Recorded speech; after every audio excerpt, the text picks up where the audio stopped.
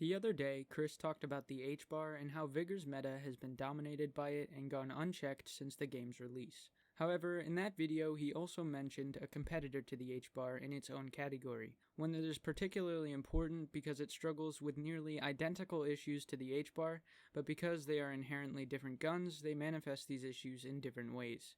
Of course, if you haven't noticed by the thumbnail or title, I'm talking about the G3SG. Hello everyone, Bobo here, and today I'm going to be covering the problems that make the SG1 the meta and how it fills a role that it shouldn't. To start, we should cover the basics of the weapon to at least establish how it works. The SG1 is a purple rifle with a fire rate of 500 RPM, a 2-shot to the chest kill, and a 31 round mag. It fires 7.62 by 51, giving it level 2 penetration, and it takes 2 shots from it to break armor. It should also be noted that the weapon is an automatic and has quite low recoil and bloom, allowing it to perform very well at long ranges, as well as having a fantastic scope allowing it to stretch that range even further. As for damage drop-off, in 8.0 the Parker Hale bug has basically disabled long range on all guns, and if you don't know what this bug is, we have a video about it linked in the description, so make sure you check that out if you're confused. TLDR, almost all guns are affected by the Parker Hale bug, and they have drastically worse damage fall-off than intended. It's very inconsistent depending on the gun, so combat over 100 meters is just bad right now. Soon, me and Chris intend on testing as many guns as possible to see if we can find a pattern and potentially find the origin of the issue, so sit tight for that. Finally, the SG1 does spawn in both purple and gold crates, and more importantly, boosted and occasionally non-boosted loot POIs like safe, making it very easy for new players to get their hands on this weapon. It's also important to mention that in one of the older updates, 1.2 to 2.0, there was an issue that affected the drop rates in purple and gold crates for both the SG1 and the ADR. It used to be a common occurrence to get 25 to 50 SG1s per gold or purple crate, so as you can imagine, that plus Vigor's duping crisis has caused this meta weapon to be massively overinflated, and its purple rarity is practically meaningless at this point as it's more common than most white and green guns. Now let's start to compare it to other weapons in its class. Starting with this class the SG1 is from, comparative to other rifles, it's pretty much tied with the H-bar for the number 1 seed. Its 31 round mag and automatic fire, along with it having a 2-shot kill, makes it and the H-bar have objectively greater killing potential than other guns in the rifle category. So to prove these guns' dominance, let's dive into comparisons with similar guns from the class, starting with the H-bar. In CQB, the H-bar is likely going to beat out the SG due to the same shots to kill but higher fire rate, so I'd say there's a decisive victory for the H-bar in that. At mid-range, roughly 50 meters, I'd say that, again, the H-bar reigns king, because its fire rate once again gives it the edge.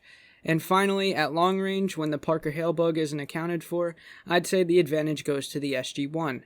Now, this could be a bit more personal bias impacting this, but I think that the SG1 has a slightly better scope and a bit better bullet velocity, so I'd be more comfortable with it at that range, but generally it's still very, very close. So now let's do the same to the SVU.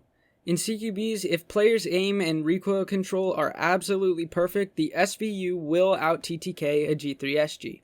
But that said, with an only 11 round mag and a slightly faster fire rate, the SVU will still likely lose, especially considering the fact that it has drastically worse bloom and recoil. And because of all those reasons, there's no real competition.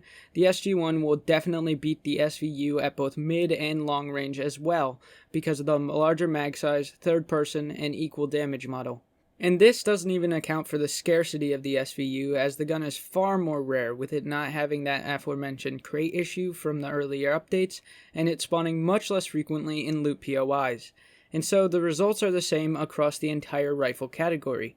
The G3SG1 will beat the VSS and the M21, as well as the SVD and honestly every other rifle, because it and the H-bar are simply the fastest firing, lowest recoil 2-shot guns in the entire game, and their 30 round magazines are just the cherry on top. So is there anything that can beat the two kings? Let's move over to the machine gun class where we meet the strongest possible contenders to them.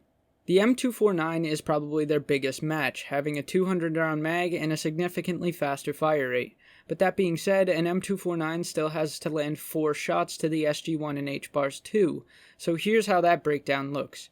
Generally, the fast fire rate and high mag count is going to mean overall the M249 is going to be on top in CQB. As we start getting farther and farther away though, that M249 is going to lose its edge to the higher damage of the SG. So at medium range, I'm going to say it goes to the SG, and at long, obviously, once again, the SG. Now the thing is though that the M249, so long as they don't die when pushing, can easily close that distance if they're good with the suppression.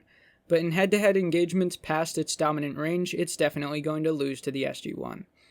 Now let's look at the HMGs. The HMG category is hands down the greatest counter to the SG1, with it being able to beat even the H-bar in close range reliably due to it having a high enough fire rate to do better damage, and when combined with armor, HMGs absolutely destroy the SG1. So let's look at our comparisons for the top two contenders in the category, the KK62 and the UK VZ59. Starting with the KK. So in CQB, there's no question that the KK will win. It's got a pretty good bloom pattern, and that RPM, even with a 4-shot kill, will kill them way faster than they can even blink. The KK is a true wall of bullets and will absolutely dominate. Mid-range is really a toss-up between the KK and the SG1, as the HMGs can use prone to do insane fire rate and damage, while the SG can use crouch and have high mobility and damage as well. So honestly, I'd say they're about equal in mid-range firefights. However, at long, the SG still reigns king, with far better accuracy and less bloom, and it should be noted that due to the ammo costs of both HMGs and LMGs, as well as them not spawning in loot POIs, these builds are typically much more costly to run than the average SG1 build. From here, we go to the close quarters masters of shotguns and SMGs. Both of these can beat SGs at point blank, but they're not really that reliable because once again, most SMGs have a 4-shot kill, and shotguns are just never reliable due to the unpredictable bloom and pellet spread. These factors make the solid fire rate and 2-shot kill of the SG a strong enemy to them in close quarters that occasionally can be checked by a good player. To start our comparison to SMGs, let's look at the biggest contender, the ADR. The ADR is an excellent counter for the close range engagements due to it having a faster TTK than the SG1, but as you start to move further and further away, the ADR's fire rate isn't enough to keep up with the accuracy and higher damage model that the SG1 has. So close range goes to the ADR and mid and long range go to the SG1.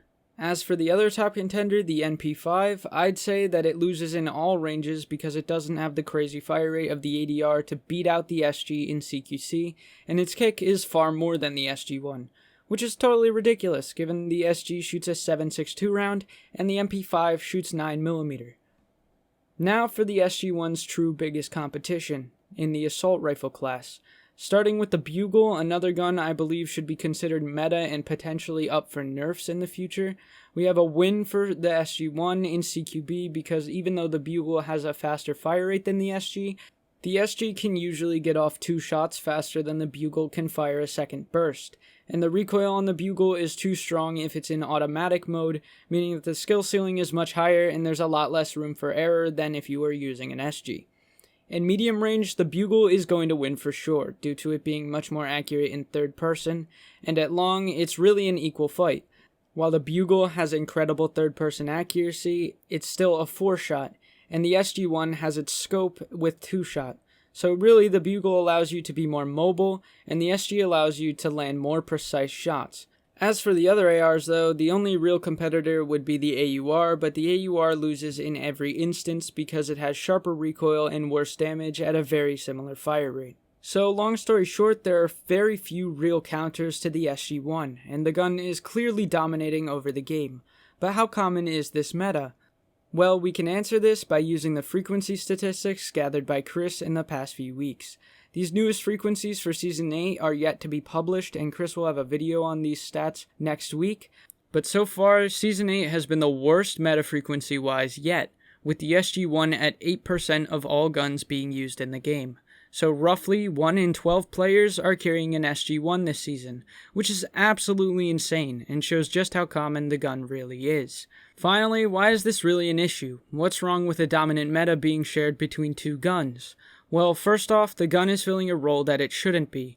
The fact that an SMG is at an inherent disadvantage to the SG1 in close quarters because of its lower damage is a serious issue, because in no instance should a DMR be better than an SMG or AR for clearing buildings.